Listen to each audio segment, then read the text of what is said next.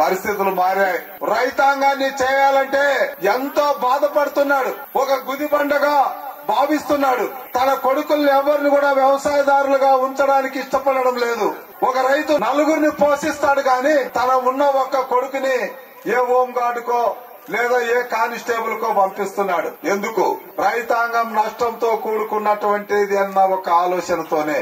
అందుకోసమే ఈ రోజు కూటమి ప్రభుత్వం, చంద్రబాబు నాయుడు గారు, పవన్ కళ్యాణ్ గారు ఈ రాష్ట్రం అనేటువంటి ఆ బండను 5 సంవత్సరాల వైసీపీ పాలనలో నాశనమైనటువంటి ఈ రాష్ట్రాన్ని అభివృద్ధి పథంలో నడవడానికి నిరంతరం శ్రమిస్తున్నటువంటి చంద్రబాబు నాయుడు గారు, పవన్ కళ్యాణ్ కూడా మనం అభినందించాలి.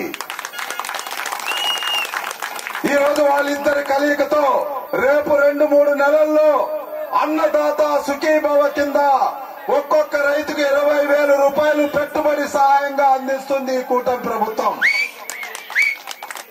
అంతేకాకుండా వచ్చే సంవత్సరం అంతా కూడా రైతుకు రైతాంగంగా ఆదుకోవడమే కాకుండా మొత్తం 300 డిగ్రీలు రైతు చుట్టే అభివృద్ధి కార్యక్రమాలను నిర్వహించి ఒక్కొక్క రైతుకు కనీసం సంవత్సరానికి 1,00,000 నుంచి 1,50,000 రూపాయల వరకు సహాయం చేసేటటువంటి కూటమి ప్రభుత్వం నెక్స్ట్ ఇయర్ నుంచి పనిచేస్తుందని మనవి చేసుకుంటూ, మీరు ఎంతో విశ్వాసంతో ఎన్నుకున్నటువంటి ప్రభుత్వం మీ చేతనుంది.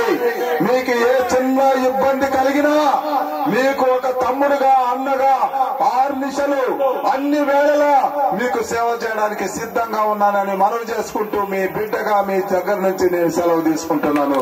అందరికీ నమస్కారం.